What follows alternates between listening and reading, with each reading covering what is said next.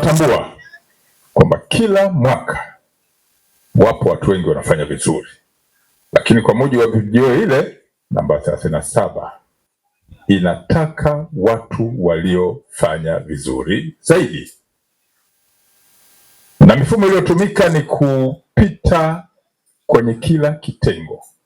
Vizuri zaidi kwa namna gani? Kutenda kwa kuzingatia sheria, kutenda kwa weledi, kutenda kwa uaminifu, kutenda kwa uadilifu, kutenda kwa ujasiri, kutenda kwa zaidi ya kawaida lakini kwa kuzingatia sheria. Unaweza ukatenda sana lakini ukawa kuzingatia sheria, na unaweza ukatenda sana ukawa huna weledi, unachanganya mambo ya kulia unaweka kushoto, ya kushoto unaweka kulia. Wale watu wa investigation unaweza kukusanya mavielelezo mengi lakini yanahusiana na jambo ambalo unashughulika nalo.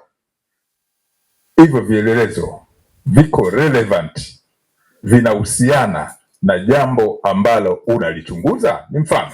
Kwa hiyo tukizunguka pale, kwa maana ya kuziangalia kamisheni zote, basi tunatafuta watu ambao wamefanya zaidi ya kawaida, zaidi ya kawaida, halafu tunatoa zawadi za kuwatambua, na hii anayeitoa ni mkuu wa jeshi la polisi nchini, afande IGP Khamis Wambura, ambaye sisi huku kwenye himaya tunamwakilisha. Kwa hiyo tumetoa zawadi hizi na kutambua watu hawa kwa niaba ya afande mkuu wa jeshi la polisi nchini, ambaye ni afande Inspector General wa polisi Khamis Wambura. Tumetoa zawadi, hatukueleza mambo kwa kina, nani amefanya nini, lakini kwenye zawadi zile wapo watu ambao wamefanya vizuri, wametekeleza majukumu yao kwa kuzingatia misingi ya haki za binadamu. Wametekeleza majukumu yao kwa kuzingatia misingi ya haki za kibinadamu. Wamekamata watuhumiwa, wamepeleleza kwa weledi, wamekusanya ushahidi, wamewapa wadhamana watuhumiwa, wala hawana wasiwasi, wanajua mashauri yao yataendelea. Watuhumiwa wamekwenda nao na kuhakikisha ushahidi unatolewa mahakamani mpaka watuhumiwa wanapatikana na hatia kwa kutumia silaha za kisheria. Proceedings in a due course of conducting their duties. Wamefuata utaratibu mpaka watu wamepatikana na hatia. Wala hakasiriki kumwona mtu amepata bail au amepata dhamana. Tutakutana mpaka tuone mwisho wa kesi hii. Wapo watu wamefanya hivyo, na hao pia tumewapa zawadi. Na hili tulilisisitiza, na nilisisitiza kupitia kwa maafisa wenzangu kwamba sitegemei nione mtu anaitwa kwamba sifa na zawadi, halafu anakuja mtu mbele, halafu watu wanaguna kwamba kwa sifa zipi, kwa kitu gani, kwamba akiitwa mtu sifa na zawadi, kila mtu moyoni mwake anasema ni sahihi, ni kweli. Kwa hiyo kwa sababu hamkuguna wala sikuona mtu anayesita, kwa wale waliokuwa wanapita pale mbele, naamini mmekubaliana. Kwa hiyo natumia fursa hii kuwapongeza. Lakini ukiachana na hilo, mimi nitumie fursa hii kuwapongeza sana maofisa na askari wote. Bado tunazo kumbukumbu tumetoka wapi, lakini na mambo mengine mengi ambayo yameendelea.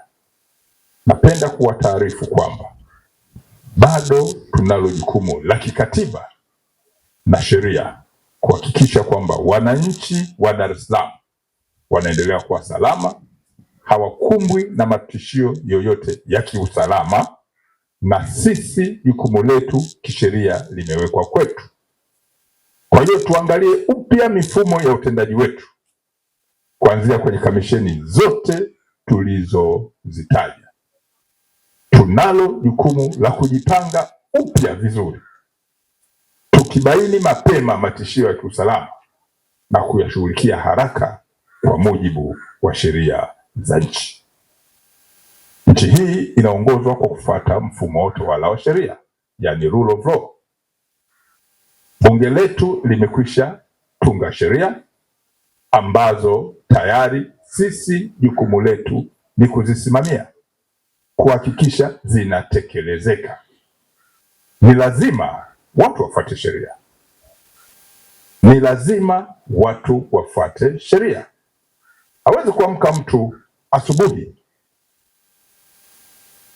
na akafikiri anaweza kutenda anavyotaka yeye.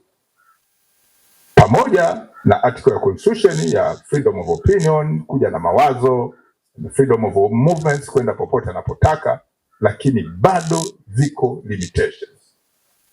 Article hizo za kikatiba zinakueleza una haki ya kufanya jambo hili kwa mkono wa kulia, lakini mkono wa kushoto inakupa limitations kwamba utakachokifanya chochote pamoja na haki hizo za kikatiba lazima kizingatie misingi ya kisheria.